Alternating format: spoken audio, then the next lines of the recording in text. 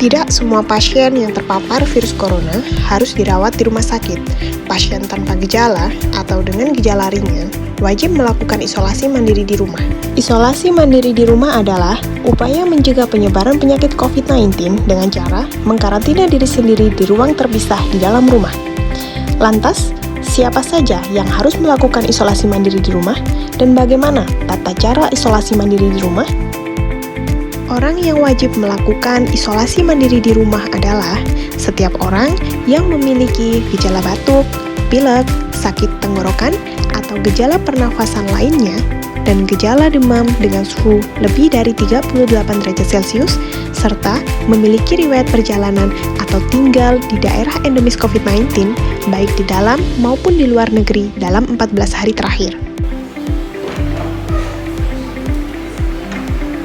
Tata cara melakukan isolasi mandiri. Yang pertama, isolasi mandiri dilakukan selama 14 hari atau sampai hasil pemeriksaan swab diketahui. Yang kedua, sebelum melakukan isolasi mandiri, hubungi dinas kesehatan di kota atau kabupaten atau puskesmas yang menjadi narahubung pengawasan kondisi Anda, serta ungsikan anggota keluarga yang memiliki daya tahan tubuh rendah seperti manula atau sedang dalam masa pengobatan penyakit kronis. Yang ketiga, gunakan kamar tidur terpisah dengan anggota keluarga yang lain, serta usahakan kamar memiliki ventilasi yang baik. Keempat, anggota keluarga lain dilarang masuk ke dalam kamar tidur pasien. Kelima, siapkan kegiatan di dalam kamar, misalnya main musik, prakarya, baca buku, serial TV atau film menarik, dan alat olahraga yang memungkinkan dilakukan. Yang keenam, gunakan kamar mandi secara terpisah.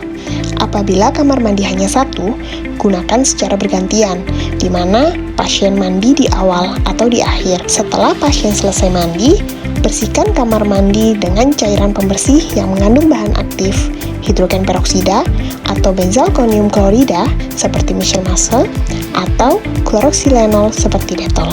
Ketujuh, cuci alat makan dan pakaian pasien secara terpisah dengan anggota keluarga yang lain.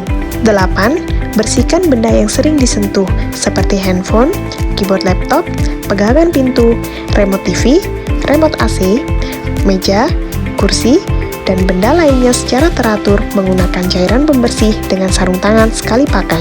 9. Jangan melakukan kegiatan bersama dengan anggota keluarga yang lain. 10. Memakai masker bedah jika terpaksa bertemu dengan anggota keluarga yang lain, serta biasakan untuk menjaga jarak minimal 1 meter bila berada di ruang yang sama.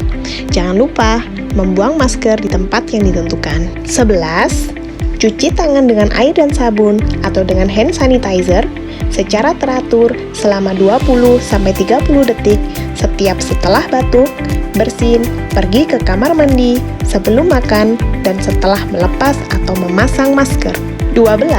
Hindari memegang dan mencium hewan peliharaan seperti kucing atau anjing. 13. Terapkan perilaku hidup bersih dan sehat dengan mengkonsumsi makanan bergizi, mencuci tangan, serta melakukan etika batuk dan bersin. 14. Cek kondisi kesehatan diri secara teratur setiap pagi. Apabila keadaan memburuk, seperti timbulnya sesak nafas atau demam tinggi, segera hubungi dinas kesehatan atau puskesmas, kemudian segera ke dokter atau ke klinik rujukan terdekat. Keberhasilan isolasi mandiri sangat bergantung pada kesadaran dan kedisiplinan kita sendiri. Dengan isolasi mandiri, maka kita ikut serta dalam memutus rantai penyebaran COVID-19.